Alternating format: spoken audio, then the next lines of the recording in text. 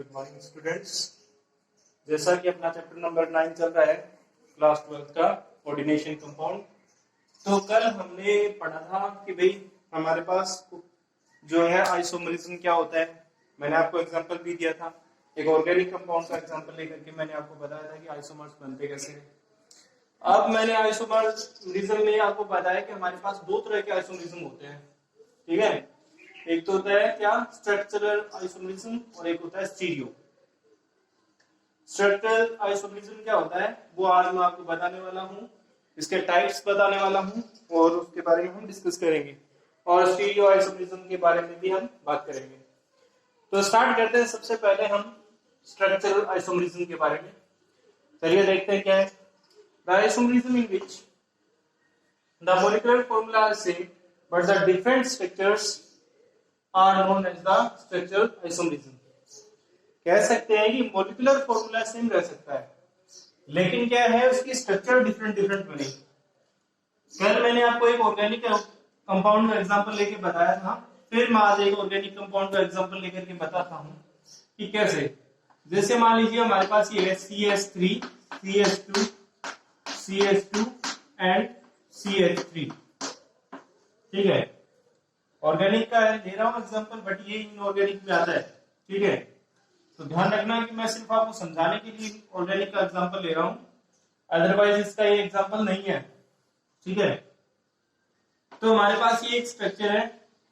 अगर मैं इस स्ट्रक्चर में चेंज करता हूं, जैसे CH3, CH, CH3 and CH3, तो अगर हम इसका मोलिकुलर फॉर्मूला देखेंगे दोनों स्ट्रक्चर का, तो मोलिकुलर फॉर्मूला दोनों का सेम रहेगा। कैसे चेक कर लेते हैं। 1 2 3 4 कार्बन है, तो हम लिखेंगे C4 और H कितने हैं, 3 और 2 5, 5 और 2 7 और 3 10, तो C4H10। अब हम इसमें भी काउंट कर लेते हैं। हमारे पास दूसरा जो स्ट्रक्चर बना है उसके अंदर भी काउंट कर लेते हैं कि क्या है सिस्टम। तो ये देखिए 1 2 3 4 तो कार्बन हो गए, तो वापस से हम क्या लिखेंगे C4 और H काउंट करते हैं 3 6 9 और 10। तो हम क्या कह सकते हैं, देखिए मैंने एग्जांपल ऑर्गेनिक का लिया है लेकिन फिर भी आपको समझाने के लिए मैंने ये एग्जांपल लिया। चलिए आराम से आप देखते हैं कि समझ में आता है कि नहीं। तो हम स्ट्रक्चरल आइसोमरिज्म पढ़ रहे हैं। स्ट्रक्चरल आइसोमरिज्म में ये कहा है कि अगर उसकी स्ट्रक्चर सेम हो, मोलिकुलर फॉर्मूला सेम हो और स्ट्रक्चर डिफरेंट हो, तो उसे हम स्ट्रक्चरल आइसोमरिज्म कहते हैं, ठीक है। तो आपको मैंने दो दिखाई कि दोनों के फॉर्मूले तो सेम है लेकिन दोनों की स्ट्रक्चर क्या है, डिफरेंट है। इसे हम क्या कह सकते हैं, स्ट्रक्चरल आइसोमरिज्म। मतलब मोलिकुलर फॉर्मूला तो दोनों में सेम हो, या उसका मोलिकुलर फॉर्मूला सेम हो और स्ट्रक्चर हो डिफरेंट, इसे हम स्ट्रक्चरल आइसोमरिज्म कहते हैं। अब हम बात करते हैं उससे आगे। तो बेसिकली स्ट्रक्चरल आइसोमरिज्म हमारे पास 6 टाइप का होता है। RBSc में 6 टाइप का होता है, बाकी CBSE में ये 4 टाइप का ही है, ठीक है। अपनी बुक के अकॉर्डिंग 6 टाइप का है, तो मैं 6 टाइप के आपको बताने वाला हूं। चलिए देखते हैं क्या है। सबसे पहले आता है हमारे पास आयनाइजेशन आइसोमरिज्म। होता क्या है ये आयनाइजेशन आइसोमरिज्म, देखते हैं कि क्या होता है। The coordination compound in which have same molecular formula but give different ions। देखिए डेफिनेशन ऊपर वाले जैसी है, सेम, ज्यादा कोई डिफरेंस है नहीं। कि बोला कि अगर मान लो जिसकी मोलिकुलर फॉर्मूला तो क्या हो, सेम, बट उसमें क्या हो, आयंस हो वो डिफरेंट हो, तब हम उसे क्या कह सकते हैं, तब हम उसे ये कहेंगे क्या, कि आयनाइजेशन आइसोमरिज्म। आयनाइजेशन आइसोमरिज्म, ठीक है। देखिए एग्जांपल भी दिखाया इसने, called ionization isomers and this phenomena is known as the ionization isomerism। For example हमारे पास ये रहा एक एग्जांपल, CONH3 BrSO4। जब हम इसको एक्वेशियस सॉल्यूशन में डालेंगे, यानी इसका एक्वेशियस सॉल्यूशन करेंगे या इसको पानी में डिसॉल्व करेंगे, तो क्या होगा, यहां देखिए ये आयनाइज हो जाएंगे और डिफरेंट आयन बनाएंगे। अगर मैं एक बार इसकी बात करता हूं तो ये क्या बनाएगा, एक बार तो ये बनाएगा ऐसा। चलिए इसको ऊपर वाले को हम थोड़ा रब कर लेते हैं ताकि समझ में आसानी से आ जाए आप लोगों को। ठीक है,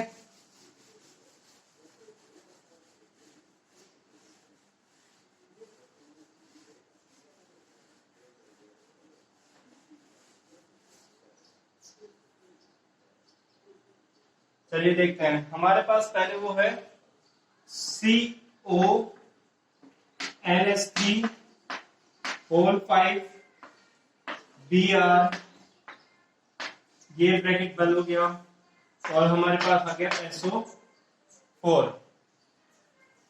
अब देखिए हम बात कर रहे हैं किसके, डिफरेंट आयंस की। जब मैंने इसको पानी में डिसोल्व किया तो मेरे पास क्या क्या आयन बनेंगे। देखिए दो, हमें आपको पता है पॉजिटिव आयन बनेगा, एक नेगेटिव आयन बनेगा, ऑब्वियस है। तो यह तो पता है आपको, ये तो कॉम्प्लेक्स, ये कहते हैं हमारे पास कोऑर्डिनेशन एन टाइप की हो सकती है, क्या कोऑर्डिनेशन एन स्फीयर, हम इसको स्फीयर कहते हैं, कोऑर्डिनेशन स्फीयर। तो ये तो जो नॉर्मल कंडीशंस है उस पर टूटेगा नहीं, तो सिर्फ इससे बाहर वाला टूटेगा और ये अकेला टूटेगा। तो हम इसको ये कह सकते हैं CONH3 होल 5 Br। इसके ऊपर क्या आएगा, R को पता है कि SO4 है वो -2 होता है, तो ये क्या देगा +2। देखिए एक आयन मिल गया यहां से, पता चला ना आपको कि मतलब इसको मैंने आयनाइजेशन आइसोमरिज्म क्यों कहा, क्योंकि इसमें क्या हुआ, जैसे ही मैंने इसको एक्वेशियस सॉल्यूशन में डाला, इसमें पानी में डाला है, इसको पानी में डिसॉल्व किया, तो हमारे पास क्या हुआ, ये आयंस में टूटा, एक पॉजिटिव आयन मिल गया और एक नेगेटिव आयन मिल गया। ठीक है, ये तो एक साइड की बात हुई। जब मैं बात करूंगा इसकी, चलिए बात कर लेते हैं इसकी भी।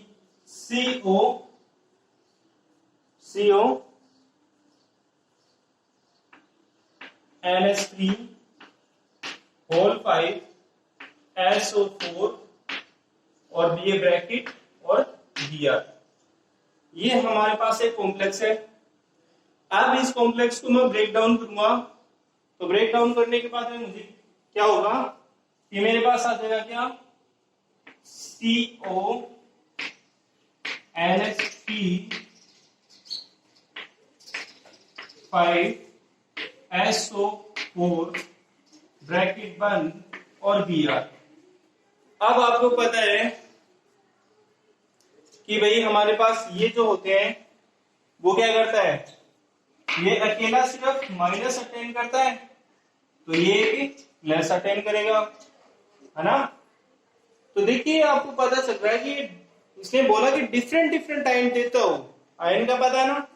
तो हमने इसमें देखा तो +2 और -2 था, अगर इसमें देखें तो +1 और -1 है। तो मतलब दोनों डिफरेंट डिफरेंट आयन दे रहे हैं। ऐसा कॉम्प्लेक्स जिसको पानी में डिसॉल्व करने पे डिफरेंट डिफरेंट आयन देता हो, मॉलिक्यूलर फॉर्मूला सेम है दोनों का, देखिए दोनों का मॉलिक्यूलर फॉर्मूला सेम है, बट क्या है आयंस क्या दे रहे हैं, डिफरेंट डिफरेंट। इसीलिए हम इसे क्या कहते हैं, इसको हम कहते हैं आयनाइजेशन आइसोमरिज्म। मैं एक्सपेक्ट करता हूं कि आप लोगों को अच्छे से समझ में आया होगा। हम आगे बात करते हैं, आगे देखते हैं। ये तो हमारा हो गया आयनाइजेशन आइसोमरिज्म। आगे चलते हैं, नेक्स्ट देखते हैं। नेक्स्ट आता है हमारे पास हाइड्रेटेड आइसोमरिज्म। इसमें कुछ नहीं है, ज्यादा डिफिकल्ट कुछ नहीं है, बहुत ही आसान सा काम है हाइड्रेटेड आइसोमरिज्म में। चलिए पहले डेफिनेशन समझ लेते हैं, उसके बाद में हम समझेंगे कि होता क्या है। The isomerism which have same molecular formula but different number of water molecules in the coordination sphere and ionic sphere are known as the hydrated isomerism. For example, देखिए इसने बोला है कि हमारे पास मॉलिक्यूलर फॉर्मूला तो क्या रहेगा, सेम रहेगा, Cr3H6 H2O, मतलब 6H2O। हमारे पास ये एक एग्जाम्पल है हाइड्रेटेड जो आइसोमरिज्म हम वो पढ़ रहे हैं उसमें क्या कहा है कि मोलिकुलर फॉर्मूला तो सेम रहे, लेकिन वाटर मॉलिक्यूल से वो डिफरेंट डिफरेंट आए, है ना। हर बार मोलिकुलर फॉर्मूला सेम हो सकता है और आयनिक स्फीयर या कोऑर्डिनेशन स्फीयर है उसमें वाटर मॉलिक्यूल से वो डिफरेंट आए। हमारे पास ये कॉम्प्लेक्स है, क्रोमियम ट्राइक्लोराइड है, इसको हाइड्रेट कर रखा है, 6 वाटर मॉलिक्यूल्स इसके साथ अटैच्ड है। हो सकता है कि इसको अगर हम किसी कोऑर्डिनेशन स्फीयर में डालें तो हो सकता है कि इसके साथ 3s2 आए, है ना। जैसे मान लो हमने इसको किसी वाटर मॉलिक्यूल्स में, अगर मान लो इसको हमने किसी कोऑर्डिनेशन कंपाउंड में डाला तो ऐसा आ जाएगी।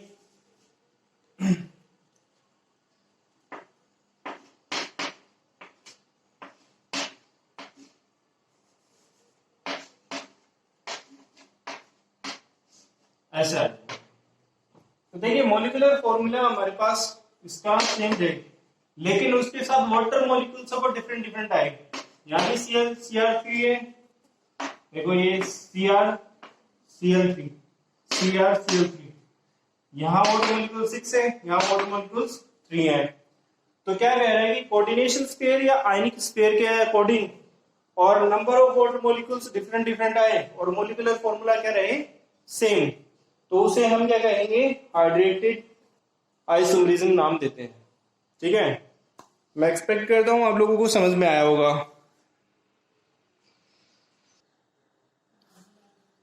तो चलिए आगे पढ़ते हैं, आगे टाइप पढ़ते हैं इसके स्ट्रक्चरल आइसोमरिज्म के। अभी तक हमने 2 टाइप पढ़ लिए स्ट्रक्चरल आइसोमरिज्म के, हम आगे बढ़ते हैं। थर्ड टाइप है लिंकेज आइसोमरिज्म। देखो नाम से ही पता चल रहा है कि ये है क्या सिस्टम। लिंकेज आइसोमरिज्म मतलब लिंकेज, किसी चीज के बीच में ब्रिज बनवाना, एक तरह से हम ये कह सकते हैं। ठीक है, तो देखिए इसमें ये भी साफ बता दिया गया है, the compound contains an indented ligand to form a linkage with central metal atom through different atom is known as the linkage isomerism। देखिए इसने क्या कहा है कि कोई कंपाउंड कंटेन करे क्या एम्बिडेंटेड लिगेंड। एम्बिडेंटेड लिगेंड मैंने आपको बहुत अच्छे तरीके से समझाया था, फिर भी मैं आपको यहाँ बहुत तरीके से समझाने वाला हूँ, डोंट वरी।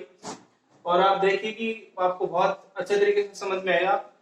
भाई कोई भी जो कोऑर्डिनेशन कंपाउंड है वो क्या करे, एम्बिडेंटेड लिंकेज जो है वो उसके साथ अटैच करे, कंटेन करे, और वो लिंकेज करे सेंट्रल मेटल एटम के साथ हर थ्रू डिफरेंट एटम्स, है ना, इज नोन एज द, क्या कहेंगे इसे, लिंकेज आइसोमरिज्म। फॉर एग्जांपल देखिए हमारे पास एक ये रहा और एक वो रहा, दोनों के जो हमारे पास मॉलिक्यूलर फॉर्मूला दोनों के क्या है, सेम, एकदम सेम है, कोई डिफरेंट नहीं है। लेकिन डिफरेंस है तो वो क्या है कि एक टाइम में लोन पेयर कौन डोनेट कर रहे हैं और एक टाइम में कौन नहीं कर रहे हैं। तो हम मॉलिक्यूलर फॉर्मूला से ही हम आइडिया लगा लेंगे कि किसमें कौन कर रहा है किसमें कौन नहीं कर रहा है। तो देखिए सेंट्रल मेटल एटम की बात कर रहे हैं, पहले हम इस वाले की बात कर लेते हैं। लास्ट टाइम जब मैंने आपको बताया था कि एम्बिडेंटेड लिगेंड, तो मैंने आपको एग्जांपल दिया था NO2 is the ambidentate ligand. अगर किसी मेटल के साथ अटैच होता है और अगर ये ऐसे करके ऐसे अटैच होता है O and double bond O, इसका मतलब क्या है कि ये जो है हमारे पास, ये क्या कर रहा है, इसको डोनेट कर रहा है अपने लोन पेयर, कौन, ऑक्सीजन। ठीक है, ऑक्सीजन अपने लोन पेयर डोनेट कर रहा है एट दैट टाइम, इसीलिए यहाँ ये क्या लिखा हुआ है, ऐसे लिखा हुआ है। ठीक है, ऐसा नहीं है कि इसको लिखना नहीं आता, ये ऐसे लिखना भूल गया, ऐसा कुछ भी नहीं है। एक्चुअल में क्या है कि ये बताना चाह रहा है कि इसके तो मतलब जो है इलेक्ट्रॉन पूरे हो गए, अपनी जो इसकी ऑर्बिट है वो फुल हो गई है, इसकी भी ऑर्बिट फुल हो गई है, उधर इसको पास एक्स्ट्रा लोन पेयर है, तो वो क्या करेगा, सेंट्रल मेटल एटम को डोनेट करेगा और लिंकेज बनाएगा सेंट्रल मेटल एटम के साथ, इसलिए यहाँ ये ऐसा लिखा हुआ है। जब हम दूसरा एग्जांपल देखते हैं, ये वाला एग्जांपल देखते हैं, तो इसमें क्या लिखा हुआ है, NO2। जब NO2 लिखा है तब आपको पता है कि क्या करेगा, एक ऑक्सीजन ऊपर की तरफ, एक ऑक्सीजन नीचे की तरफ और एक N इधर, इसके साथ डबल बॉन्ड और इसके साथ सिंगल बॉन्ड, और ये हमारे पास क्या करेगा, सेंट्रल मेटल एटम के साथ बॉन्ड बनाएगा, बॉन्ड N। यानी कि क्या है कि जैसे इसने कंडीशन पूछी है उस कंडीशन को सेटिस्फाई कर रहा है यहाँ, कि भाई हमारे पास इस लिंक के जो कोऑर्डिनेशन कंपाउंड है वो एम्बिडेंटेड लिगेंड अटैच करे और सेंट्रल मेटल एटम के साथ क्या बनाए, बॉन्ड बनाए या लिंकेज बनाए, और कौन बनाए, डिफरेंट एटम बनाए, तब हम उसे क्या कह सकते हैं, हम उसे कहेंगे लिंकेज आइसोमरिज्म। ओके, अब हम आते हैं अगले वाले पे, हमारे पास आता है कोऑर्डिनेशन आइसोमरिज्म। ये लीजिए कोऑर्डिनेशन आइसोमरिज्म। समझते हैं कि क्या होता है। The compound which contain both cationic और अनायनिक कॉम्प्लेक्स आयन। मतलब क्या है कि दोनों तरह के कैटायनिक और अनायनिक कॉम्प्लेक्स आयन कंटेन करता हो, यानी पॉजिटिव भी हो और negative. It arises due to interchange of ligand. मतलब क्या होगा कि ये कैटायन और अनायन कब बन जाते हैं, जब इनके बीच के लिगेंड से वो चेंज हो जाते हैं। बिटवीन कैटायनिक और anionic entities of a different metal atoms present in the complex। बोल रहा है कि कैटायन और अनायन है वो क्यों बन जाते हैं, कैटायनिक और एनायनिक इसलिए बन जाते हैं कि बोल रहा है कि सेंट्रल मेटल एटम है वो क्या करती हैं, अपने लिगेंड है उनको शेयर कर लेती हैं, एक्सचेंज कर देती हैं इंटरनली एक दूसरे को, इस वजह से ऐसा हो जाता है। ठीक है, तो आपके सामने मैंने एग्जांपल भी दिए, देखिए आप देख पा रहे हैं कि मैंने यहाँ कोबाल्ट के साथ एमी लिखा हुआ है, ठीक है, और ये हमारे पास ऑक्सलेट है जो क्या यहाँ लिखा हुआ है। फिर हमारे पास फिर से कोबाल्ट के साथ ऑक्सलेट आ गया और क्रोमियम के साथ अमोनिया आ गया, एक्सचेंज हो गए दोनों एक दूसरे के साथ, है ना। एक्सचेंज होने के साथ ही इनका क्या हो गया, कैटायनिक और एनायनिक हो गए हैं ये, है ना। एक बार एक पॉजिटिव बन जाएगा और एक बार एक नेगेटिव बन जाएगा।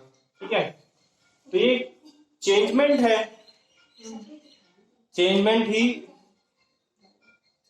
ये जो चेंजमेंट है इसकी वजह से ही ये कैटायनिक और अनायनिक कॉम्प्लेक्स बन रहे हैं। ठीक है, तो कहने का मतलब कोऑर्डिनेशन क्या होता है, कोऑर्डिनेशन होता है एक दूसरे के साथ मिलकर के काम करना, है ना। तो ऐसा ही यहाँ हमारे पास ये जो सेंट्रल मेटल एटम है क्रोमियम और कोबाल्ट है, ये क्या कर रही है, अपने लिगेंड्स को एक बार, कोबाल्ट है अपना लिगेंड एक बार क्रोमियम को दे रहा है, क्रोमियम अपना लिगेंड कोबाल्ट को दे रहा है। तो क्या कर रहे हैं, एक दूसरे के साथ कोऑर्डिनेट कर रहे हैं, मतलब जो चार्ज चेंज करने यानी कैटायन और अनायन बनाने में एक दूसरे की मदद कर रहे हैं, इसीलिए हम इसे क्या कह सकते हैं, कोऑर्डिनेशन आइसोमरिज्म नाम देते हैं। ठीक है, चलिए हम आगे देखते हैं, फिर आगे दो टाइप और बचते हैं।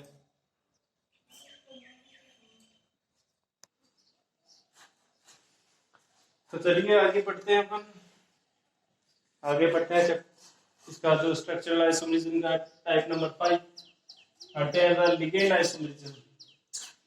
पढ़ते हैं, the coordination compound in which ligand itself shows the isomerism are known as the ligand isomerism। मतलब क्या कह रहा है कि अगर एक ऐसा आइसोमरिज्म जिसके अंदर लिगेंड ही आइसोमरिज्म शो करता हो उसे हम आइसोमरिज्म कहेंगे, लिगेंड आइसोमरिज्म कहेंगे। कैसे, देखिए अगर आपको फॉर्मूला देख रहे हैं, मॉलिक्यूलर फॉर्मूला सेम होगा लेकिन position of a ligand are different, कैसे। ठीक है, तो एग्जांपल देखिए, अगर मैं एग्जांपल आपको दूं तो मान लीजिए ये हमारे पास एक बेंजीन रिंग है, ठीक है, ये रही, पहले क्या करें, Cl यहाँ अटैच हो जाएगी और दूसरी पोजीशन में हमारे पास वापस से हमारे पास ये बेंजीन रिंग रहेगी और इसमें भी Cl वो इस पोजीशन पे आ जाएगी। तीसरी में क्या करें, तीसरी बार हमारे पास बेंजीन रिंग, ठीक है, ये रही और यहाँ पे आ जाएगी। तो यहाँ क्या कह रहे हैं अपन, जो हमारे पास लिगेंड है यहाँ Cl है वो लिगेंड है और वही क्या करें, एक आइसोमरिज्म शो करे। ठीक है, उसको हम क्या कहेंगे, लिगेंड आइसोमरिज्म कहेंगे। जैसे आपको देखिए कि मैंने कहा कि मॉलिक्यूलर फॉर्मूला सेम रहेगा, तो ये देखिए यहाँ मॉलिक्यूलर फॉर्मूला दोनों में सेम है। पहला हमारे पास ये एग्जांपल है, दूसरा ये है। इसमें जो बताया कि Cl वो सेकंड पोजीशन पे है, इसमें Cl थर्ड पोजीशन पे है। तो यहाँ क्या कर रहा है, लिगेंड यानी Cl क्लोराइड है, वो क्या है, एक लिगेंड है और वही आइसोमरिज्म शो करता हो, तो हम उसे क्या कहेंगे, लिगेंड आइसोमरिज्म कहेंगे। At the last in structural isomerism, coordination position isomerism. ठीक है, coordination compound in position isomerism कह सकते हैं एक तरह से। तो कोऑर्डिनेशन पोजीशन आइसोमरिज्म में बात करते हैं। The coordination compound having bridging ligand whose molecular formula is same but the bonding of ligand is different in the structure formula is known as the coordination position isomerism। बोल रहे हैं कि ऐसा जो मतलब कोऑर्डिनेशन कंपाउंड जिसमें ligand है वो ब्रिज बनाता हो, ठीक है, और क्या करता हो, वो उसके स्ट्रक्चर में डिफरेंट पोजीशन पे शो करता हो, उसे हम क्या कहेंगे, कोऑर्डिनेशन पोजीशन आइसोमरिज्म कहेंगे। देखिए हम देख पा रहे हैं हमारे पास ये यहाँ पर है CONH3 NH2O2 और वापस से CONH3 Cl2, ठीक है, पॉजिटिव चार्ज। फिर हम इसमें देखते हैं CNH3 ClCO और NH2O2, यहाँ CONH3 मतलब क्या है, Cl की पोजीशन चेंज हो गई ना, स्ट्रक्चर पोजीशन, मतलब स्ट्रक्चर में Cl की पोजीशन चेंज हुई है ना, इसीलिए इसको क्या कहेंगे, कोऑर्डिनेशन पोजीशन आइसोमरिज्म का नाम देते हैं कि यहाँ इसने Cl ने अपनी पोजीशन चेंज कर दी। पहले वो इस साइड में प्रेजेंट था, मतलब पूरा टोटली देख रहे हैं यहाँ पे इसमें कि दोनों Cl एक ही जगह लाई कर रहे हैं, लेकिन जब हम सेकंड एग्जांपल देखते हैं तो हमारे पास क्या है, Cl वो इधर भी है और उधर भी है, मतलब क्या किया उसने, पोजीशन चेंज कर दी। तो क्या किया उसने, ब्रिजिंग का काम करते हुए अपनी पोजीशन को स्ट्रक्चर में चेंज कर दिया। इसे हम क्या कहेंगे, कोऑर्डिनेशन पोजीशन आइसोमरिज्म। तो यहां हमारा स्ट्रक्चरल आइसोमरिज्म खत्म होता है। अब हम पढ़ते हैं स्टीरियो आइसोमरिज्म क्या होता है, वो पढ़ेंगे अपन। तो चलिए अब हम पढ़ते हैं स्टीरियो आइसोमरिज्म के बारे में। अभी तक हमने स्ट्रक्चरल आइसोमरिज्म पढ़ा और उसके टाइप्स पढ़े। 6 टाइप का स्ट्रक्चरल आइसोमरिज्म होता है, ये आपने पढ़ा है। उसके एग्जांपल के साथ मैंने डेफिनेशन भी बहुत बुक से थोड़ी अलग हटके बताई आपको, ताकि समझ में आ जाए और इजी से लर्न हो जाए। आगे देखते हैं, हमारे पास आता है स्टीरियो आइसोमरिज्म। होता क्या है ये स्टीरियो आइसोमरिज्म, वो हम देखते हैं। देखिए, the coordination compound whose molecular formula and structural formula are same। देखिए स्ट्रक्चर फॉर्मूला और मोलिकुलर फॉर्मूला दोनों सेम रहेंगे, but the special arrangement of the ligands around the central metal atom और ion are called stereoisomers and this phenomena is called the stereoisomerism. मतलब क्या है, molecular formula तो same रहेगा, ठीक है, और स्ट्रक्चर भी सेम रहेगी, लेकिन arrangement of the ligands are different. For example देखिए, वैसे तो ये थोड़ा सा अलग है, मैं आपको बता दूं कि जैसे हम इसके आगे टाइप पढ़ेंगे, जो स्टीरियो आइसोमरिज्म है वो 2 टाइप का होता है, एक होता है ज्योमेट्रिकल आइसोमरिज्म और एक होता है ऑप्टिकल आइसोमरिज्म। तो देखिए आज हम बात करेंगे ज्योमेट्रिकल आइसोमरिज्म के बारे में भी और ऑप्टिकल आइसोमरिज्म के बारे में भी बात करेंगे। तो आपको मैं बता दूं कि छोटा सा एक एग्जांपल देने वाला हूं। जैसे हमारे पास मान लीजिए यहाँ कोई सेंट्रल मेटल एटम है और यहाँ पर हमारे पास उसके साथ 4 लिगेंड अटैच्ड है। ये हमारे पास 4 लिगेंड है, मान लीजिए 1 2 3 4। तो क्या है कि मतलब हम ये कह सकते हैं कि मान लो इसका नाम दे दिया 1 2 3 एंड 4। अब ये देखो ऐसा अरेंजमेंट, ठीक है। अब मान लो कि अगर हम दूसरी स्ट्रक्चर देखें तो यहाँ आ जाए 2, यहाँ आ जाए 3, ठीक है। तब हम क्या कहें कि अरेंजमेंट क्या हो गया, डिफरेंट। इसका लिगेंड्स का अरेंजमेंट हो गया डिफरेंट, और हम क्या कहेंगे इसे स्टीरियो आइसोमरिज्म। स्ट्रक्चरल फॉर्मूला तो सेम रहेगा, मॉलिक्यूलर फॉर्मूला भी सेम रहेगा। अगर बात करूं मैं इसको, तो हम इसकी बात करेंगे NL4, मतलब टोटल नंबर ऑफ लिगेंड 4 है। तो मेरे पास लिगेंड 4 है, लेकिन उनकी पोजीशन हर बार अलग है। देखिए पहले मैंने यहाँ 2 लिखा, यहाँ 3 लिखा रहा, अब यहाँ 3 हो गया, यहाँ 2 हो गया यानी पोजीशन चेंज हो गई। तो क्या गया है कि स्पेशल अरेंजमेंट उसका अलग हो सकता है, किसमें, स्टीरियो में।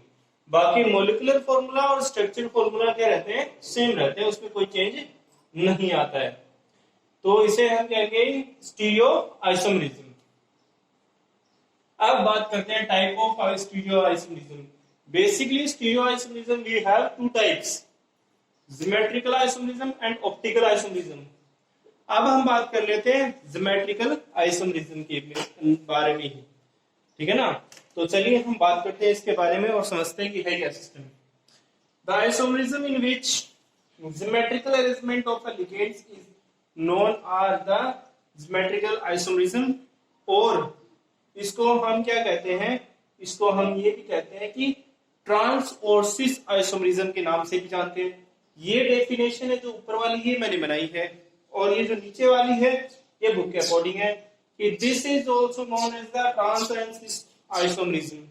अब ये ट्रांस और सिस क्या होता है वो भी मैं आपको बताने वाला हूं, ठीक है। तो आपको पता चला कि ज्योमेट्रिकल आइसोमरिज्म क्या है, कि ज्योमेट्री ऑफ द लिगेंड्स कैसे अरेंज करेंगे, वो क्या कहेंगे, हम उसे ज्योमेट्रिकल आइसोमरिज्म के नाम से जानेंगे, ठीक है।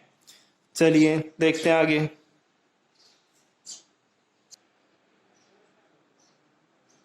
तो चलिए आगे बढ़ते हैं अपन।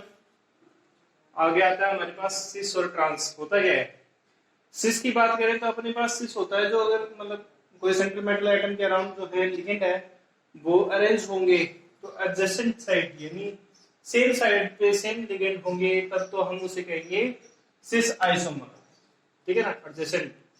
और अगर मान लो कोई सेंट्रल मेटल एटम के अराउंड अपोजिट लिगेंड्स होंगे, तब हम उसे क्या कहेंगे, trans isomers. Basically geometrical isomerism में वो 2 तरह की कोऑर्डिनेशन कंपाउंड यूज करता है, कोऑर्डिनेशन नंबर यूज करता है 4 एंड 6। 4 यूज करेगा तो स्क्वायर प्लेनर बनाएगा, और 6 यूज करेगा तो आप सब बहुत अच्छे से जानते हो टेट्राहेड्रल स्ट्रक्चर बनती है।